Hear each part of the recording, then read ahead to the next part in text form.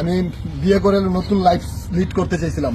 আমাকে বিয়ার আইনা দিছে, আরো 2-3 বোতলে কি কি জিনিস ছিল আমাকে আইনা ভৈরা খাওয়ায়া ঘুমায় যাওয়ার পরে আমি ওইটা দেখি আমার এই যে এই জিনিসটা নাই। দেখেন, পুরুষের সবচেয়ে দামি জিনিস হলো তার টুনটুনি।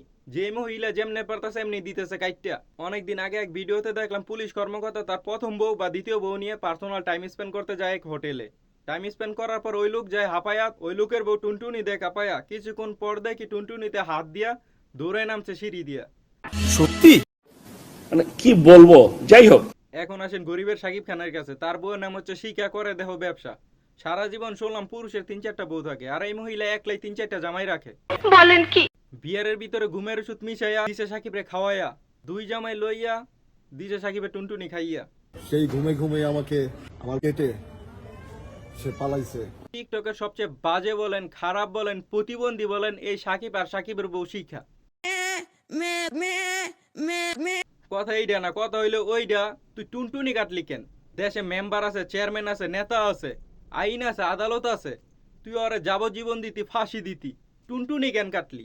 এখন তো 19-20 হলে বউ জামাই টুনটুনি দিব কাটটা। লা ইলাহা ইল্লাল্লাহ। আজ আমার খবর আছে। এই সাইকো মারানিরা তো দিল আমাদের চিন্তায় ফালায়া। এখন তো দেখতেছি লোহার বক্সার পরা ছাড়া আর কোনো উপায় নাই। মানে এই টুনটুনিরা কাটার চিন্তাটা করে কিভাবে? আমার তো ভাই ছোটবেলা যতটুকু কাটছে ওই কথা মনে পড়লে 7 গ্লাস পানি খাই। আর এর ভিতরে নাকি পুরো গোড়ায় কেটে দেয়। সবশেষে আমি আমার বন্ধুদের একটা মেসেজে ড্রপ করতে চাই, বন্ধু, ঘরের বউরে বিশ্বাস নাই, গার্লফ্রেন্ডে কি বিশ্বাস করবি? জোর করে গার্লফ্রেন্ডের ডেটে নিয়ে যাস না, অকালে টুনটুনি হারাবি।